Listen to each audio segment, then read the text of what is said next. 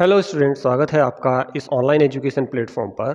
और आज का जो सेशन होगा वो काफ़ी मोस्ट इम्पोर्टेंट होने वाला है, क्योंकि सी प्लस प्लस की लगभग मैंने 20 क्लासों के आसपास अपलोड कर दी हैं अपनी प्लेलिस्ट में। और अब तक की हमने जो सीखा है सी प्लस प्लस में, वो फंक्शन तक हमने सीख लिया है, ऑब्जेक्ट क्या होता है वो सीख लिया है, ऑब्जेक्ट कैसे क्रिएट करते हैं, क्लास क्या होती है, इनहेरिटेंस क्या होता है, पॉलीमॉर्फिज्म क्या होती है, फंक्शन ओवरलोडिंग क्या होती है, फंक्शन ओवरराइडिंग क्या होती है, ऑपरेटर ओवरलोडिंग क्या होती है, कीवर्ड्स क्या होते हैं, ठीक है, फंक्शन को किस तरीके से कॉल किया जाता है, इनहेरिट हम कैसे करते हैं। यानी कि ये सारी चीज़ें हमने सीख ली हैं। इसी के साथ साथ जो सबसे मोस्ट इंपॉर्टेंट और पावरफुल आज का जो टॉपिक है, वो बहुत ही पावरफुल टॉपिक है कि बाइंडिंग क्या होती है, स्टैटिक बाइंडिंग और डायनामिक बाइंडिंग।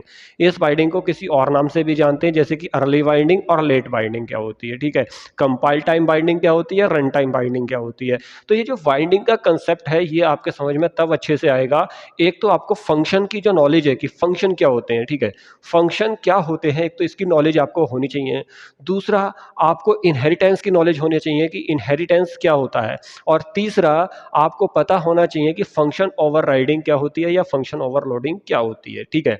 अगर इतनी नॉलेज आपके पास है तो आपको बाइंडिंग जो है, स्टैटिक बाइंडिंग या डायनामिक बाइंडिंग समझ में बहुत आसानी से आ जाएगी। और अगर आपको ये समझ नहीं है कि फंक्शन क्या है, फंक्शन ओवरलोडिंग क्या है या इनहेरिटेंस क्या है, तो आप मेरी पिछली प्लेलिस्ट आराम से चेक कर सकते हैं। सारी की सारी चीज़ें मैंने एक्सप्लेन कर रखी है, वहाँ पे सारी चीज़ें समझा रखी हैं। और आज का जो सेशन होने वाला है, वो आपको ध्यान से देखेंगे तब आपको समझ में आएगा कि डायनामिक बाइंडिंग में और स्टैटिक बाइंडिंग में क्या डिफरेंस है, किस तरीके से हम फंक्शन को, किस तरीके से हम फंक्शन को उसके कॉलिंग के साथ में ब्रिज कर देते हैं या लिंक कर देते हैं।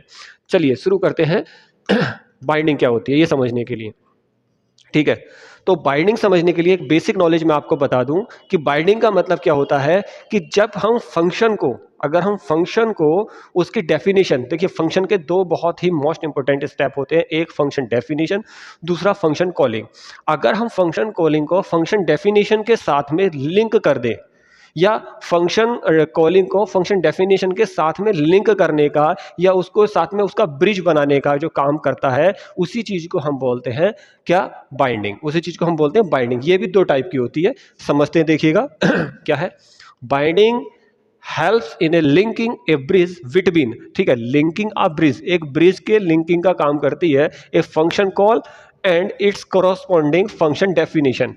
फंक्शन डेफिनेशन, जहां पर हमने फंक्शन की डेफिनेशन दी है, उस फंक्शन को कॉल करने के लिए या हम जो कॉल करते हैं उसमें एक ब्रिज का काम करती है, ठीक है। और ये दो टाइप की आपकी होती है, स्टैटिक बाइंडिंग और डायनामिक बाइंडिंग। इसको भी समझते हैं। सबसे पहले ये समझेंगे कि अगर हमारे पास बाइंडिंग नहीं है, बिना बाइंडिंग के अगर हम फंक्शन को कॉल करते हैं तो कैसे करते थे, किस तरीके से हम क्लास का ऑब्जेक्ट बनाते थे और किस तरीके से हम उसको कॉल करते थे। फॉर एग्जाम्पल, यहाँ पर एक प्रोग्राम मैंने ले रखा है, ये दोनों जो है आपकी एज ए लाइब्रेरी है। यहाँ पर एक क्लास ली मैंने बाइंड नाम से, किस नाम से एक क्लास ले ली, बाइंड। और बाइंड के अंदर मैंने पब्लिकली डेटा लिया फंक्शन बन, किस नाम से लिया मैंने, फंक्शन बन। और इस फंक्शन बन के अंदर मैंने प्रिंट कर दिया दिस इज फंक्शन बन, ठीक है। एक फंक्शन टू लिया मैंने यहाँ पर, और इस फंक्शन के अंदर मैंने वर्किंग दे दी this is function two. Understand. यहाँ पर मैंने एक सिंपल क्लास ली, उस एक सिंपल क्लास के अंदर मैंने दो फंक्शन ले लिए, फंक्शन वन और फंक्शन टू। अब इन दोनों फंक्शन को अगर मुझे कॉल करना है तो मेन फंक्शन के अंदर आकर के मैं सबसे पहले अपने बेस क्लास का ऑब्जेक्ट बनाऊंगा। तो बाइंड क्लास का मैंने ऑब्जेक्ट बना लिया, ठीक है, ओबीजे नाम से। फिर मुझे फंक्शन वन और फंक्शन टू को कॉल करनी है, तो मैंने फंक्शन वन को ओबीजे डॉट फंक्शन वन का नाम, ओबीजे डॉट फंक्शन टू का नाम। ये जो तरीका है, ये सिंपल तरीका है, इसमें किसी भी तरीके की कोई बाइंडिंग नहीं है, किसी भी तरीके का कोई इसमें लॉजिक नहीं है। सिंपल हमने क्या किया, एक फंक्शन बना लिया, उस फंक्शन के लिए हमने क्या किया, क्लास का ऑब्जेक्ट बना दिया, और क्लास के ऑब्जेक्ट से उस फंक्शन को हमने कॉल कर ली। ये बाइंडिंग नहीं है, ठीक है। यहां पर हमने किसी भी तरीके की कोई बाइंडिंग का यूज नहीं किया है। अब बाइंडिंग का यूज हम कहां पर करते हैं, जब लॉजिक आता है आपका पॉलीमॉर्फिज्म का, ठीक है। अगर हमने अपने प्रोग्राम में पॉलीमॉर्फिज्म का इंप्लीमेंट किया हुआ है, पॉलीमॉर्फिज्म का इंप्लीमेंट का मतलब ये हो गया कि जब इसी क्लास में, पहला तरीका समझिएगा, जब इसी क्लास में हमने एक जैसे फंक्शन ले रखे हैं, मतलब यहां पर मैंने फंक्शन के नाम फंक्शन वन और फंक्शन टू ना लिख करके जो फंक्शन का नाम है वो मैं एक जैसा लिख दूं, या तो फंक्शन के नाम से या सब कोई भी एक फंक्शन, कोई भी मेथड, कोई भी बिहेवियर मैंने यहां पे बना लिया और उसका नाम मैंने सेम रख दिया, एक से ज्यादा फंक्शन का नाम, यानी कि दो या दो से ज्यादा फंक्शन का नाम मैं एक जैसा रख दे रहा हूं। फिर मैं यहां पर कॉल करता हूं, तब मुझे यह बताना पड़ता है कि कौन सा वाला फंक्शन कॉल होगा। या किस वाले फंक्शन के साथ में हमने अपनी कॉलिंग को क्या लिंक कर रखा है, तब हमें जरूरत पड़ती है बाइंडिंग की। ठीक है, तब हमें जरूरत पड़ती है बाइंडिंग की। और ये ऐसा नहीं है, ये तो मैंने एक सिंपल एक क्लास में सेम फंक्शन लिए, ऐसा भी हो सकता है कि दो अलग अलग क्लासेस हैं और उन दो अलग अलग क्लासेस को आपस में इनहेरिट किया हुआ है और उन अलग अलग क्लासेस में एक जैसा फंक्शन है। सारी चीजें क्लियर करेंगे आज की क्लास में। देखिएगा, सबसे पहले समझ लेते हैं बाइंडिंग के बारे में। ठीक, the process of matching a specific function call its respective function definition is known as a binding। जैसे मैंने बताया अभी आपको कि अगर हम उसके कॉलिंग को ये बता दें कि ये वाला फंक्शन आपका रन होगा, इस वाले कॉलिंग के टाइप में ये वाला फंक्शन एग्जीक्यूट होगा, उसका लिंकिंग कर दें, उसको ये बता दें हम अपने प्रोग्राम को कि अब ये वाला फंक्शन एग्जीक्यूट होगा इस तरीके से, तो वो चीज़ कहलाती है आपकी बाइंडिंग। तो ये दो तरीके की बाइंडिंग होती है, एक होती है आपकी अर्ली बाइंडिंग और एक होती है आपकी लेट बाइंडिंग। इस अर्ली बाइंडिंग को आप अलग अलग नाम से भी जान सकते हो, कंपाइल टाइम बाइंडिंग, ठीक है, इसको आप कंपाइल टाइम बाइंडिंग भी बोलते हैं, इसी को आप स्टैटिक बाइंडिंग भी बोलते हैं, ठीक है, इसी को आप स्टैटिक बाइंडिंग भी बोलते हैं। और लेट बाइंडिंग को आप क्या बोल सकते हैं, डायनामिक बाइंडिंग बोल सकते हैं इसको, लेट बाइंडिंग को। और लेट बाइंडिंग को आप बोल सकते हो रन टाइम बाइंडिंग, क्या बोल सकते हैं, रन टाइम बाइंडिंग। ठीक है, देखिए ये चीज यहां पर समझाई गई है, किसको हम रन टाइम बोलेंगे और किसको हम कंपाइल टाइम बोलेंगे। थोड़ा और इसको स्पेसिफिक कर लेते हैं कि रन टाइम बाइंडिंग और कंपाइल टाइम बाइंडिंग क्या होगी। When its binding occur a compile time, we call its static binding, and when its binding occur a run time, we call the, ठीक है, डायनामिक बाइंडिंग। अगर run time है तो dynamic.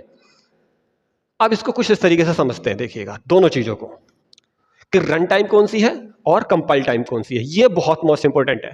सबसे पहले हम समझते हैं what is static binding. Static binding, compile time binding, ठीक है, या अर्ली बाइंडिंग क्या होती है, इसको समझते हैं। Binding at compile time is known as static binding. There is always default setting for any tools or method. Static binding in C++ default root static binding ensure link the function call and its function definition compile time. Only it's also known as a compile time binding or early binding. अगर हमने अपना programme बनाया हुआ है और हमने अपने programme को ये बता दिया, कंपाइल टाइम पे ही बता दिया कि ये वाला प्रोग्राम या ये वाला फंक्शन एग्जीक्यूट होगा कंपाइल टाइम, यानी कंपाइलर को पहले से ही पता है कि अगर आपका ये वाला प्रोग्राम चलेगा देन आपका ये वाला फंक्शन कॉल होगा। अगर आपने पॉलीमॉर्फिज्म पढ़ा हो तो पॉलीमॉर्फिज्म में आपने कंपाइल टाइम पॉलीमॉर्फिज्म पढ़ा होगा, और वो दो टाइप का होता है, एक होता है आपका फंक्शन ओवरलोडिंग और एक होता है आपका ऑपरेटर ओवरलोडिंग। तो जो फंक्शन ओवरलोडिंग है उसी से आप समझ सकते हैं कि वो होता है आपका स्टैटिक बाइंडिंग, ठीक है, या कंपाइल टाइम बाइंडिंग। मतलब फंक्शन ओवरलोडिंग इट मींस आपके सामने एक ही क्लास में दो या दो से ज्यादा फंक्शन होंगे, उन फंक्शन का नाम एक जैसा होगा बट उसके जो पैरामीटर्स होंगे वो अलग अलग होंगे। ठीक है, फंक्शन ओवरलोडिंग समझेंगे। ठीक है, फंक्शन ओवरलोडिंग को अगर आपने नहीं समझा है तो क्लास मेरी अपलोडेड है, आप उसको चेक कर सकते हैं। तो फंक्शन ओवरलोडिंग ये कहलाती है एक ही क्लास में मल्टीपल फंक्शन का सेम नेम होता है और उनके जो पैरामीटर्स होते हैं वो डिफरेंट होते हैं, और कौन सा पैरामीटर्स आपका वर्क करेगा या कौन से पैरामीटर को कॉल होगी या कौन सा वाला फंक्शन वहां पर चलेगा, ये उसके अंदर जो पैरामीटर हम पास करते हैं उससे पता चलता है। ठीक है, सपोज दैट यहां पे समझेंगे, देखिएगा स्टैटिक बाइंडिंग को हमारे पास में हम कॉल कर रहे हैं माई फंक्शन, ये कॉलिंग है।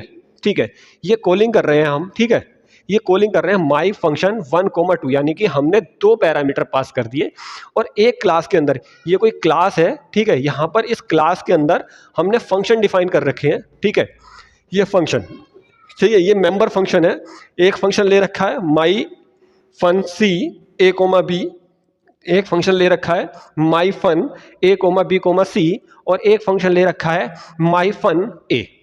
आप इसको ये समझ सकते हैं, अपने दिमाग में एक चीज अपने फिट कर लीजिए इस कंसेप्ट को समझने के लिए कि एक इस तरीके का कोई एक प्रोग्राम है और उस प्रोग्राम किस चीज का प्रोग्राम है, फंक्शन ओवरलोडिंग का। और फंक्शन ओवरलोडिंग में 3 फंक्शन हमने बनाए हैं क्लास के अंदर, और एक में 2 वेरिएबल पास करे हैं, एक में 3 वेरिएबल पास करे हैं और एक में हमने 1 वेरिएबल पास किया है। और जब हम अपने मैन क्लास के अंदर इसको कॉल कर रहे हैं तो कॉलिंग टाइम में ऑब्जेक्ट के लिए, ठीक है, जो भी हमने ऑब्जेक्ट बनाया उस टाइम पे उसके अंदर केवल और केवल 2 ही पैरामीटर पास कर रहे हैं। तो ये कंपाइलर को पहले से ही पता हो जाएगा जैसे ही 2 पैरामीटर उसमें पास हो रहे होंगे कि हमें कौन सा वाला फंक्शन काम करना है या कौन से वाले फंक्शन की कॉल करनी है। तो इन तीनों फंक्शन में आपको ये डिसाइड हो जाएगा लेगा या कंपाइलर पहले से ही डिसाइड कर लेगा कि ये वाला फंक्शन कॉल होगा। अगर यहीं पे हम लिखते माई फंक्शन या माई फंसी, ठीक है, माई फंसी 1,2,3, अगर हम यहाँ पर 1,2,3 लिखते तो कौन सा बाय डिफॉल्ट फंक्शन हमारा वर्क करता? तब हमारा ये वाला फंक्शन वर्क करता। ठीक, इस टाइप की वर्किंग कहलाती है आपकी स्टैटिक बाइंडिंग या कंपाइल टाइम बाइंडिंग, ठीक है, या फिर ईयरली बाइंडिंग। तीनों नाम से इसको आप जान सकते हो, स्टैटिक बाइंडिंग, अर्ली बाइंडिंग, ठीक है, और कंपाइल टाइम बाइंडिंग। और ये किस तरीके से आप अचीव कर सकते हो? या तो फंक्शन ओवरलोडिंग के थ्रू अचीव कर सकते हो या फिर ऑपरेटर ओवरलोडिंग के थ्रू आप इसको अचीव कर सकते हो। ये सिंपल है, जो आपकी स्टैटिक बाइंडिंग है वो सिंपल है और आसान भी है। उम्मीद करता हूं कि जो स्टैटिक बाइंडिंग है वो समझ में आई होगी। लेकिन जो डायनामिक बाइंडिंग है वो थोड़ा कंसेप्चुअल है, उसमें थोड़ा सा आपको दिमाग से पढ़ना है, थोड़ा दिमाग लगाना है। किसमें? डायनामिक बाइंडिंग में। एडवांटेज क्या है आपके स्टैटिक बाइंडिंग के? एडवांटेज क्या है? It perform better than dynamic binding. यानी कि डायनामिक बाइंडिंग में अगर आप कोडिंग करते हैं तो वो थोड़ा सा टिपिकल होता है, थोड़ा टाइम ज़्यादा लेता है, और ये क्या होता है, थोड़ा सा बेटर है उससे। The compiler non before run time about all the member method of class it is always of which one can not be run. यानी कि उसको पहले से ही पता होगा कि कौन सा उसको रन करना है और कौन सा फंक्शन उसको रन नहीं करना। It is easier for compiler, better performance also result in being more efficient और फास्टर। डायनामिक बाइंडिंग से जो रिजल्ट है वो फास्ट आता है इसमें और इफिशियंट आता है। और इसको हम दो तरीके से अचीव कर सकते हैं, एक तो फंक्शन ओवरलोडिंग के लिए और एक फंक्शन ओवरलोडिंग और ऑपरेटर ओवरलोडिंग। तो दो मेथड से हम स्टैटिक बाइंडिंग को अचीव कर सकते हैं। अब देखिए नेक्स्ट आता है आपका डायनामिक बाइंडिंग, जो बहुत ही मोस्ट इंपोर्टेंट कंसेप्ट है। और इसको समझने के लिए आपको थोड़ा सा प्रैक्टिकली होना पड़ेगा और थोड़ी सी चीज़ों को समझना पड़ेगा, कंसंट्रेट करेंगे। देखिएगा, binding at run time is known as a dynamic binding. अगर हम ये काम कि जो आपका कौन सा वाला फंक्शन काम करेगा, ये काम अगर हम कंपाइलर को सौंप दें, हम ये काम कंपाइलर को दे दें कि भाई ये वाला फंक्शन आपका काम करेगा, ये कंपाइलर ही डिसाइड कर ले, ठीक है, ये काम कंपाइलर को ही डिसाइड करने दें कि कौन सा वाला फंक्शन एग्जीक्यूट होना है। ये काम रन टाइम पे कंपाइलर डिसाइड करेगा, रन टाइम पे, कंपाइल टाइम पे नहीं, रन टाइम पे, ये ध्यान रखना, रन टाइम पे काम करेगा। तो देखिएगा, देयर आर इंस्टेंस इन ओकर programme when the compiler cannot get all the information the compiler compile time to resolve a function call. These function call are linked at runtime.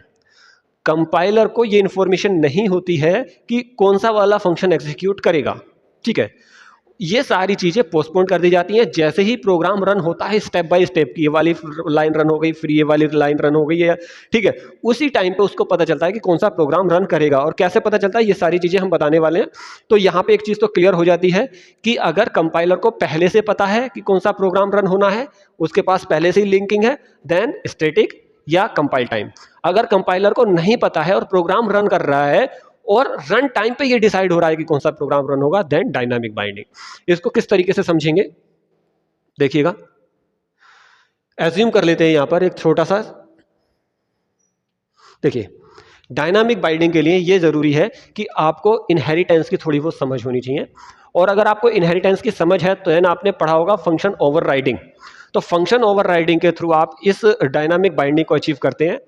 कैसे करेंगे dynamic binding को achieve, ये समझते हैं कि आपके एक बेस क्लास लेंगे, एक बेस क्लास होती है, क्या होती है, एक क्लास होती है बेस, ठीक है, और इस बेस क्लास के अंदर हमने कोई भी फंक्शन लिया, ठीक है, ये हमने एक फंक्शन ले लिया, फिर एक क्लास होगी ड्राइव, ठीक है, एक क्लास होगी आपकी ड्राइव, उस ड्राइव क्लास के अंदर भी सेम फंक्शन ले लो, सम फन, और इसके आगे भी आप ले सकते हो, ठीक है, एक क्लास हो आप ले लीजिए ड्राइव टू, आपने एक क्लास और ले ली ड्राइव टू, आपके सामने ये दो क्लासें हो गई और हर एक ड्राइव टू, और इसके अंदर भी हमने एक फंक्शन ले लिया,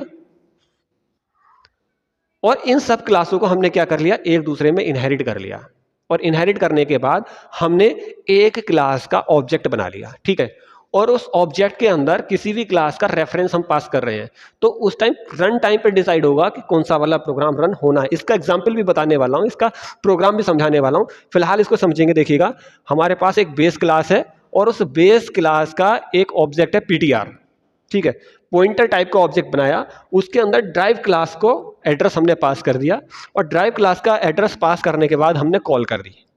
और कॉलिंग टाइम पे तब हमें क्या पता चलेगा कि अगर हम इस तरीके से कॉल कर रहे हैं तो क्या बेस क्लास वाला फंक्शन एग्जीक्यूट होगा या ड्राइव क्लास वाला फंक्शन एग्जीक्यूट होगा। फिर से समझेंगे, हमने बेस क्लास का ऑब्जेक्ट बनाया, पॉइंटर टाइप का ऑब्जेक्ट बनाया, ठीक है, और उस पॉइंटर टाइप के ऑब्जेक्ट में हमने क्या किया, ड्राइव क्लास के ऑब्जेक्ट के एड्रेस को हमने पास कर दिया, या ड्राइव क्लास के ऑब्जेक्ट का एड्रेस हमने रख दिया, और फिर हम कॉल करा रहे हैं उसको।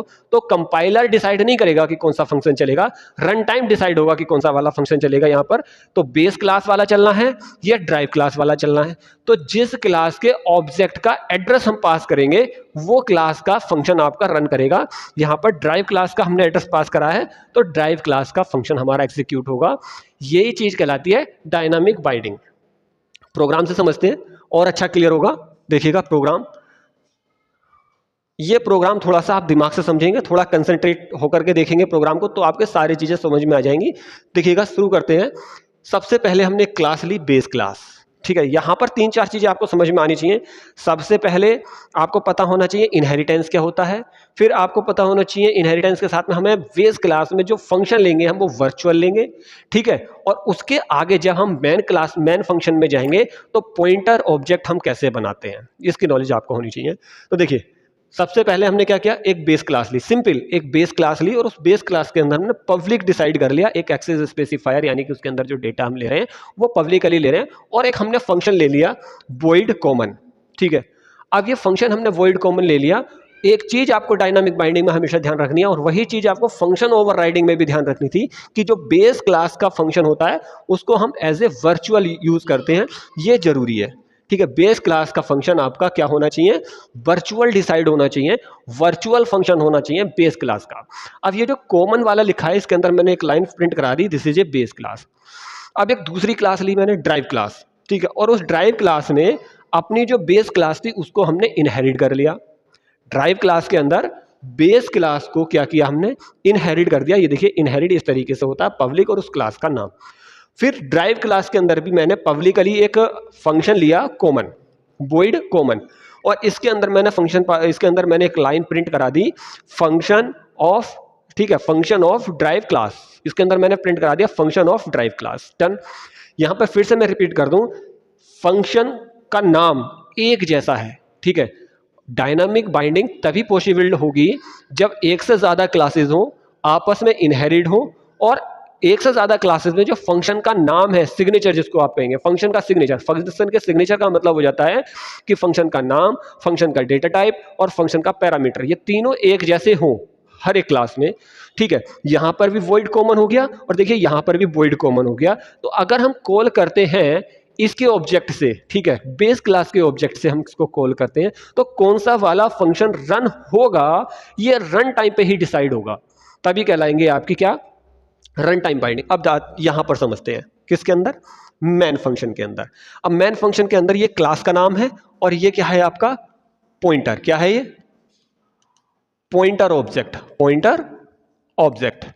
क्या है ये, पॉइंटर ऑब्जेक्ट, यानी कि जो बेस क्लास है हमने उस बेस क्लास का एक ऑब्जेक्ट बनाया, और ऑब्जेक्ट भी किस टाइप का, पॉइंटर टाइप का। तो पॉइंटर टाइप का ऑब्जेक्ट हमने क्यों बनाया, क्योंकि पॉइंटर किसी के भी ऑब्जेक्ट के एड्रेस को स्टोर करने का काम करता है। अब ये जो एड्रेस, ये जो आपका ऑब्जेक्ट बना, तो ये क्या करेगा, एड्रेस स्टोर करेगा किसी भी दूसरी क्लास का, या किसी भी दूसरी क्लास के ऑब्जेक्ट के एड्रेस को स्टोर कर सकता है। नेक्स्ट है, हमने ड्राइव क्लास का एक ऑब्जेक्ट बना लिया, ठीक है। ये ऑब्जेक्ट है किसका, किसका ऑब्जेक्ट है ये, object of drive class, object of drive class, किसका ऑब्जेक्ट है ये ऑब्जेक्ट ऑफ ड्राइव क्लास का, ठीक है। अब यहां पे आते हैं, पॉइंटर के अंदर हमने किसका एड्रेस पास कर दिया, ये हमने एड्रेस पास कर दिया किसका, ड्राइव किया, ड्राइव क्लास के ऑब्जेक्ट का एड्रेस हमने पॉइंटर के अंदर पास कर दिया। और पॉइंटर के अंदर पास करने के बाद देखिए, अगर हमारे पास में जो ऑब्जेक्ट है वो पॉइंटर टाइप का है, तो उसको कॉल करने का जो तरीका होता है वो ये होता है, पीटीआर, ठीक है। पीटीआर ये ऑब्जेक्ट का नाम है, पॉइंटर टाइप का ऑब्जेक्ट है। फिर लगाते हैं एरो, यानी कि ये और ये वाला साइन, एरो, और एरो लगा के हम क्या करते हैं, उस फंक्शन का नाम लिख देते हैं जिस फंक्शन को हमें कॉल करना है, ठीक है, कॉमन। अगर हमारा पॉइंटर टाइप का ऑब्जेक्ट नहीं होता तो कॉल कैसे करते हैं हम, उस ऑब्जेक्ट का नाम, यानी कि ptr डॉट फंक्शन का नाम। इस चीज को ध्यान रखना, ठीक है, इस चीज को ध्यान रखना है आपको कि अगर ऑब्जेक्ट पॉइंटर टाइप का है तो उसको कॉल करने का तरीका होता है ऑब्जेक्ट, एरो का साइन, फिर फंक्शन का साइन। अब यहां पे हमने कॉल कर दिए। अब ये जो कॉल हो गई, पॉइंटर है, ऑब्जेक्ट है और ये कॉमन है। अब यहां पर कौन सा वाला फंक्शन रन होगा, कि ये वाला कॉमन वाला फंक्शन रन होगा या फिर आपका ड्राइव क्लास वाला फंक्शन रन होगा। दोनों में जो फंक्शन का नाम है वो एक ही है, कॉमन। तो इसमें बेस क्लास वाला फंक्शन चलेगा या फिर ड्राइव क्लास वाला फंक्शन चलेगा, ये चीज जो डिसाइड करेगी वो रन टाइम पे ही डिसाइड होगा। और ये हमें कैसे पता चलेगा कि कौन सा वाला फंक्शन रन होगा, तो ये चीज डिपेंड करती है इसमें कि पीटीआर, और पीटीआर के अंदर हमने लास्ट टाइम किसका एड्रेस पास किया, हमने डी पास किया। और डी किसका ऑब्जेक्ट था, किसके ऑब्जेक्ट का एड्रेस है, ये है ड्राइव क्लास के ऑब्जेक्ट का एड्रेस। ठीक है, तो उम्मीद करता हूं कि ये चीज आपके समझ आई होगी। फिर से एक बार रिपीट कर देते हैं, देखिएगा मैं फिर से डायनामिक बाइंडिंग को रिपीट कर रहा हूं ताकि आप लोगों के अच्छे से समझ में आ सके। बहुत ही मोस्ट इंपोर्टेंट कंसेप्ट है ये डायनामिक बाइंडिंग, क्योंकि स्टैटिक बाइंडिंग तो इजी है, आप एज ए ओवरलोडिंग से आप इसको समझ सकते हो जो आपका कंपाइल टाइम या स्टैटिक बाइंडिंग है। लेकिन डायनामिक बाइंडिंग में आपको ध्यान रखना है, एक आपके पास सामने जो है क्लासेस मल्टीपल होनी चाहिए, यानी कि दो या दो से ज्यादा क्लासेस होनी चाहिए। जैसे कि यहाँ पर एक बेस क्लास है और एक यहाँ पे ड्राइव्ड क्लास है, एक बेस क्लास है और एक ड्राइव क्लास है। ये ड्राइव क्लास है, ये बेस क्लास है। तीन क्लासें भी हो सकती हैं, चार भी हो सकती हैं, पांच भी हो सकती हैं, लेकिन सारी क्लासेस आपस में क्या होनी चाहिए, इनहेरिट होनी चाहिए, पहली कंडीशन। दूसरी कंडीशन, जो बेस क्लास में हमने फंक्शन बनाया है वो कैसा होना चाहिए, वर्चुअल होना चाहिए, दूसरी कंडीशन। तीसरी कंडीशन, जो भी हम फंक्शन ले रहे हैं वो आपका बेस क्लास का, ड्राइव क्लास का, या जितनी भी मल्टीपल क्लासेस आपकी बनी हुई हैं, सब ड्राइव क्लास या उससे भी आगे कोई क्लास बनी हुई है, कितनी भी, चाहे वो मल्टी लेवल इनहेरिटेंस हो, मल्टीपल इनहेरिटेंस हो, किसी भी टाइप का इनहेरिटेंस हो, जितनी भी क्लासेस आपकी बनी हुई है सभी में जो फंक्शन का सिग्नेचर है वो एक जैसा होना चाहिए। भले ही उसकी वर्किंग अलग अलग हो, भले ही बेस क्लास में कुछ और आपने कैलकुलेट किया हो या कुछ अलग चीज प्रिंट की हो या ड्राइव क्लास में कुछ अलग प्रिंट किया हो, तो ये चीज सेक्शन हो जाती है आपकी क्लास वाली। फिर आते हैं हम मेन फंक्शन के अंदर। मेन फंक्शन में जब भी आएंगे आप, आपको बेस क्लास का पॉइंटर टाइप का ऑब्जेक्ट बनाना पड़ेगा। ध्यान रखना, किस टाइप का, पॉइंटर टाइप का, पॉइंटर पॉइंटर टाइप का ऑब्जेक्ट, पॉइंटर टाइप ऑब्जेक्ट लेना पड़ेगा। क्या लेना पड़ेगा, पॉइंटर टाइप ऑब्जेक्ट लेना पड़ेगा बस। अब इसके बाद में जो बाकी की सब क्लासेस बची हैं आपकी, या बाकी की जो आपकी ड्राइव क्लासेस बची, उन सब के आप ऑब्जेक्ट बना सकते हैं इस तरीके से। जैसे ड्राइव डी या ड्राइव 1D हो गया, ड्राइव 2D हो गया, या ड्राइव, आपने जितनी भी क्लासें ले रखी हैं, क्लास, सब क्लास 1, सब क्लास 2, सबके आपने ऑब्जेक्ट बना लिए। ठीक, उसके बाद आपने क्या किया, उस पॉइंटर के अंदर, उस पॉइंटर के अंदर जिस क्लास के ऑब्जेक्ट को आप रखेंगे उसी क्लास का वर्किंग या उसी क्लास का जो फंक्शन है, उसी क्लास का जो मेथड है, वही आपका एग्जीक्यूट होगा। इसे ही कहते हैं हम डायनामिक बाइंडिंग। अगर आपको क्लास अच्छी लगी हो तो क्लास को लाइक जरूर कीजिएगा, और अगर आपको डायनामिक बाइंडिंग समझ में आई हो तब